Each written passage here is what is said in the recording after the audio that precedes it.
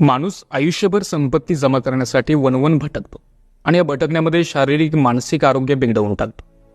आजपासून 60 किंवा 70 वर्षांनी आपण मरण पावलो असेल आणि जे घर बांधण्यासाठी घेण्यासाठी आपण आयुष्यभर संघर्ष केला, कष्ट केलं, त्या घरात अनोळखी लोक राहतील. त्याचबरोबर आपले दागिने, कपडे, मोठ्या गाड्या, एकूणच सर्व मालमत्ता विकली जाईल किंवा ती जीर्ण होऊन नष्ट होईल. आपल्या पुढच्या वंशजांना आपण कोण होतो हे कळणार देखील नाही आणि ते आपली आठवण ठेवणारही नाहीत. तसं पाहिलं तर आपल्या आजोबांच्या वडिलांना किंवा आईला किती जण ओळखतात, तर फार कमी लोक. त्यामुळे मरणानंतर आणखीन काही वर्ष आपण आठवणीत राहू, मग आपण कुणाच्या तरी बुकशेल्फवरचे, भिंतीवरचे केवळ एक चित्र असो आणि काही वर्षांनी तो फोटोही नाहीसा होईल. साध्या आठवणी सुद्धा राहणार नाही. या सगळ्यांचा गांभीर्याने विचार केला तर एक गोष्ट लक्षात येईल की या छोट्याशा आयुष्यात सर्व साध्य करण्याची धडपड, आपली स्वप्न किती अज्ञानी आणि कमकुवत होती हे आपल्या लक्षात येतं. मग तुम्ही म्हणाल की करायचं काय?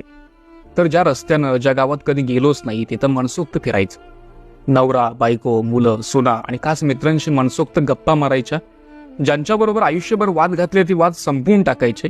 कटू आठवणी मिसळून फक्त सुंदर जगायचं, माफ करायचं, खूप हसायचं आणि इतरांना त्याहून जास्त हसवायचं. छोट्या छोट्या गोष्टीचा निखळ आनंद लुटायचा आणि हे सगळे आनंदाचे क्षण डोळ्यात साठवायचे. मग बघा आयुष्य सोपं होऊन जाईल.